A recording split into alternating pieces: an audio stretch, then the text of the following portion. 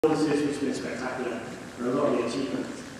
It's a real privilege to do the job I do, and to come into schools like this and hear about sport, school level, county level, all the different representative levels, and it's brilliant. I really believe that if you've got a passion for sport, you owe it to yourself and everyone around you to pursue it, take it as far as you can. So it gives you so many opportunities as you go through life. I played hockey for England for the first time at the age of 26, 35 years ago. I only became a full-time professional hockey player at the age of 28. So for me, mixing sport with school to start with, then university, and finally a career was a huge part of my life. And I chose my A-levels, I chose my university degree, which was geography, based on a mixture of all of those things. I went to university, it had a really strong hockey club, and I chose geography because I really enjoyed it. When I left university, I chose to be a teacher because it gave me opportunities to carry on to be involved in sport, both playing evenings and weekends, and also being involved in coaching teams and helping young people play sport as well. I also like the challenge and the opportunities that teaching and being involved in school sport give you. And I think it's a really positive feeling or sense you get this evening that playing school sport and all the staff and students involved get so much out of it. I encourage you at every opportunity to play sport and carry on. I admit, preaching to it today. Sport is fantastic, but obviously injury, ability and circumstance mean that it guarantees no necessary success. But it's important to consider what else will make you happy and successful, and when you get to my age, you'll pay the rent and make your wife happy. People see me as quite a late starter because I didn't play international sport until I was 26. But I've always felt for myself I've been working towards playing at the highest level. And even if I didn't constantly sort of tell people that, I certainly felt that, even at school level and at university. And afterwards, when I was teaching, I wanted to achieve as much as I possibly could. I never played junior international hockey. I missed out at 16.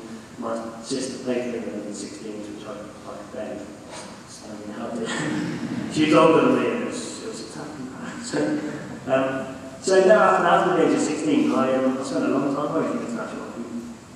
I had a brilliant time at school, I had a brilliant time at university, and I had a great time working. I encourage you, whatever you do, to find things that you're interested in outside of sport and carry on alongside it. But I was always a hockey player, and after university I moved to London, and as Chloe said, I joined Hamilton Westminster over the hockey side, and now play for Holden. What Chloe did mention is 54 goals we've scored this season. I've scored one. So when I was 23, I was in Hampstead second team. We beat Wimbledon 1-0 away. I remember this game because on the same day Great Britain finished 5th at the Hockey World Cup in Portugal in Germany. Me and my childhood friends were in that Great Britain side. So 4 years later I was 27 and I got a phone call at the last minute. I was teaching geography at the time at school in North London, and they said, we've had a couple of injuries, we need to fly out tomorrow morning to play. That was a very difficult conversation, I'm sure your head will understand with my head teacher at the time, asking if I could have 3 weeks off to get to India. But I could, and I ended up playing the World Cup semi-final 4 weeks later, which is a brilliant achievement. I'm glad that I pursued it, even though early on I had different setbacks and things to overcome. My mentality is that I'm always trying to improve, and in my opinion that's sort of the essential ingredient to become an international sportsman. Often this is the most important when you sort of train on your own and it's cold or it's dark, or when you could be doing something else, which at the time seems much more fun. Because improving is such hard work, it sets sportsmen and sportswomen apart from one another, and that's the thing that takes you up to foundation.